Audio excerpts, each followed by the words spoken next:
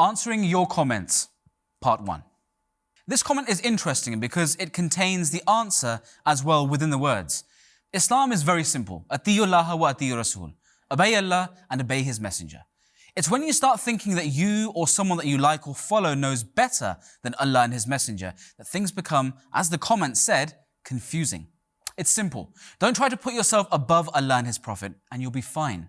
Don't get pulled into the lies and deceptive rhetoric. What matters is what the Holy Prophet Muhammad ﷺ said. Because it was him who prophesied that the Messiah will come, that he will be a Nabi, and that we must do his bai'at. So what more is left to argue about?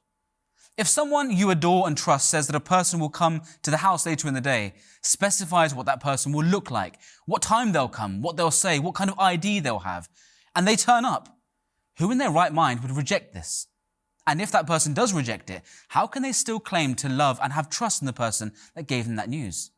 And this is exactly the same concept with the prophecy of the coming Messiah or the promised Messiah by the Holy Prophet Muhammad, peace and blessings of God be upon him, where he has explained who the person will be, what his name will be, the signs he will come with, and what time he will come. And yet still, despite all of this, people still reject him coming.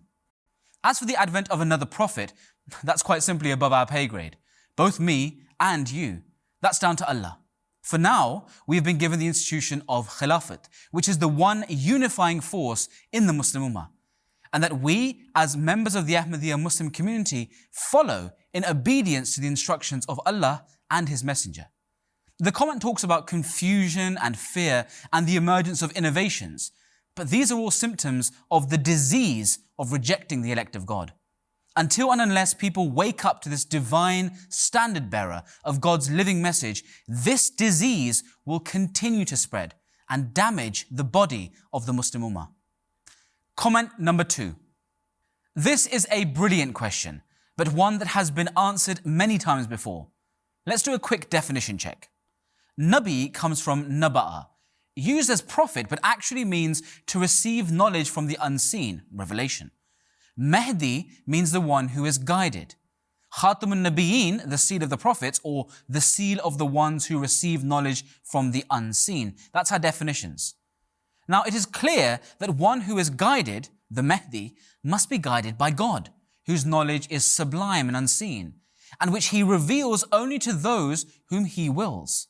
On the other hand, a Nabi is literally a person who receives knowledge from the unseen, i.e. receives revelation from Allah. So how can one who is the Mahdi, i.e. the one guided by Allah, not actually receive any revelation from Allah? In reality, these are two names for the same person, prophecy to come in the latter days. One who receives revelation from God, Nabi, and is thus guided by that revelation, Mahdi. Next, let's have a quick dive into the meaning of Khatme-Nabuwat, the seal of the prophets. Now, don't let Maulvis lie to you. All Muslims believe that the Mahdi, or the promised Messiah, will come in the latter days, and that he will be a Nabi.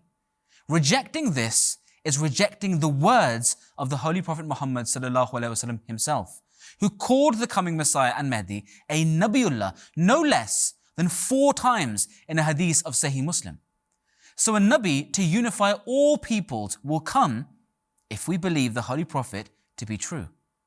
So it's quite clear that the Holy Prophet ﷺ did not mean that no prophet will come after me, as this would mean that he was, God forbid, either unsure about it himself or that he, God forbid, gave 2 different messages to people.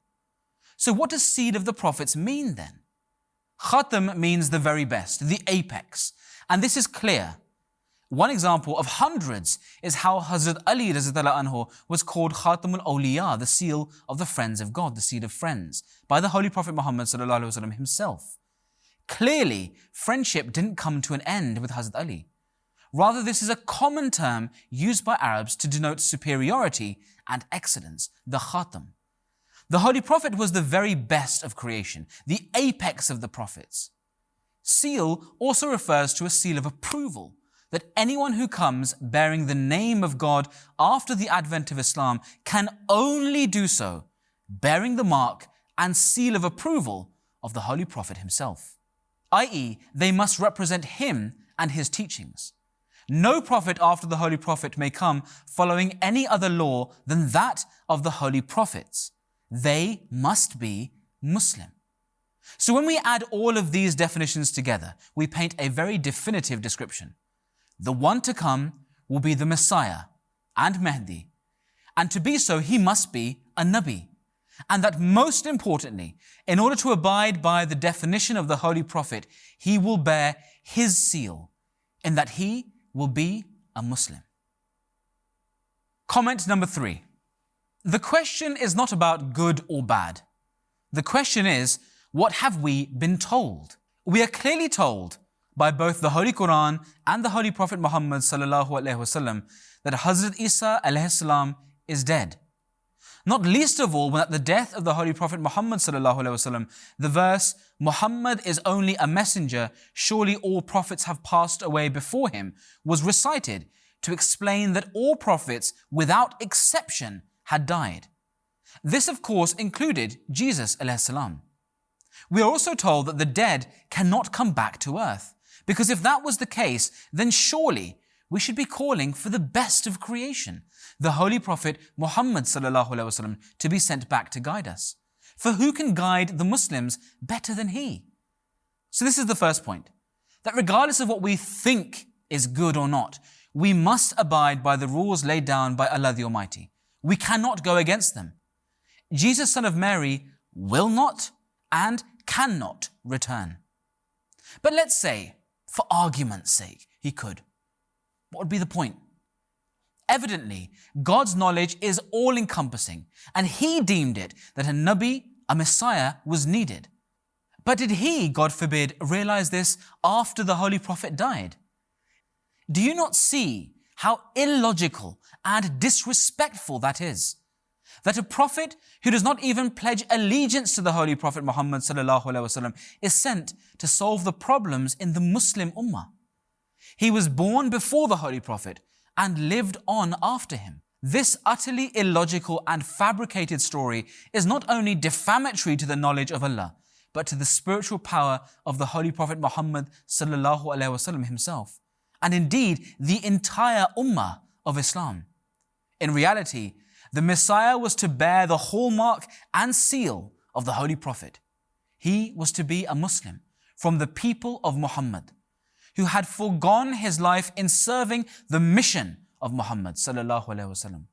For the latter-day Messiah to be a Muslim and to declare all that he is as a result of his devotion to Muhammad sallallahu alaihi wasallam, is testimony to the greatness of Rasulullah. Whereas the coming of Jesus would, God forbid, declare the failure of the mission of Islam and its prophet. And that is something that no Muslim should ever accept.